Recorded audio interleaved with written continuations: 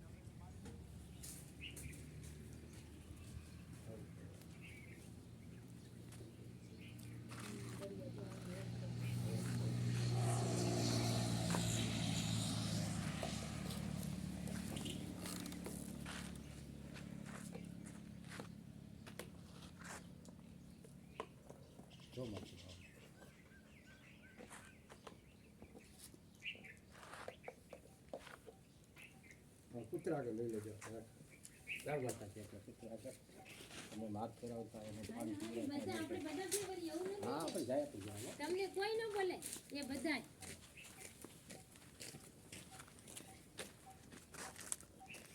જો અમાર અંદર એ 45 વાળી છે હા આઈ લાવજો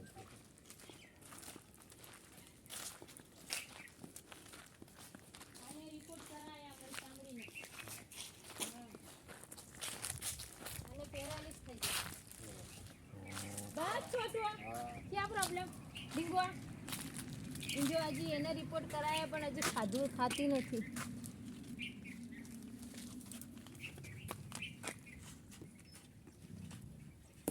ઓને જો ઓને આ પગમાં તકલીફ છે હા આને તકલીફ છે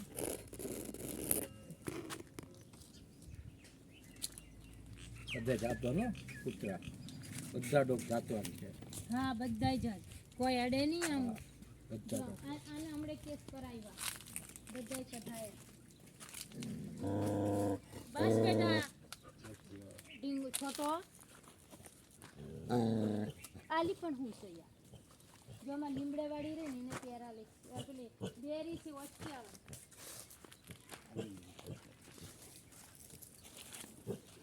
ના બોલે બાપુ બિલકુલ નહીં એકદમ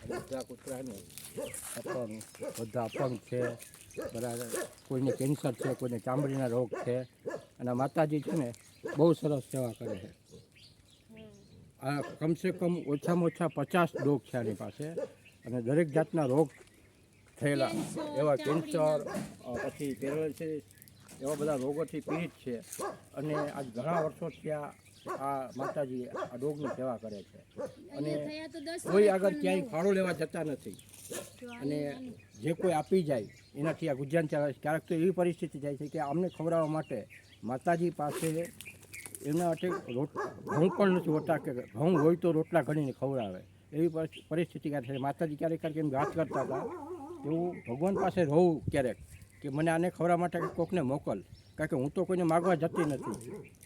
એટલે ક્યારેક ક્યારેક એવું પણ બને કે અચાનક છે ને કોઈ આવીને દઈ જાય છે. એટલે આ માતાજી બહુ સરસ સેવા કરે છે આ ડોગોની, કૂતરાઓની. જો આને ભાઈ એવો વસ્તી છે, આ દેખાય નહીં સાંભળે નહીં.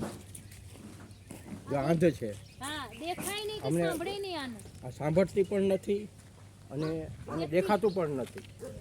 એટલે આવા અનેક જાતના રોગથી પીડિત આવા ડોગ, કૂતરાઓ, બિલાડીઓ પણ છે. એટલે આ પશુઓની સેવા કરે છે. જે મૂંગા છે કોઈને કંઈ કહી શકતા નથી એવા માતાજી સરસ આ જો અત્યારે સેવા કરે છે. અને આપણી પાસે સગવડ નથી ને, એટલે એને બાંધી રાખવા પડે, ટાઈમે દવા દેવી પડે, ટાઈમે એનો નવરાવવા પડે, એટલે બાંધવા પડે. બાકી સગવડ થઈ જાય તો ખુલ્લા રહી શકે છે.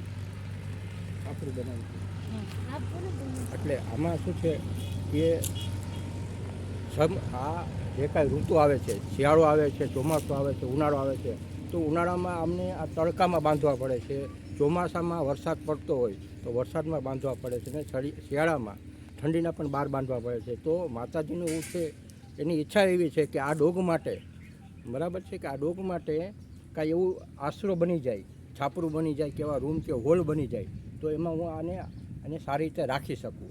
શિયાળો હોય, ઉનાળો હોય, ચોમાસું હોય, એની સરસ વ્યવસ્થા થઈ શકે. તો એમની આશા એવી છે કે કાંઈ હોલ કે છાપરું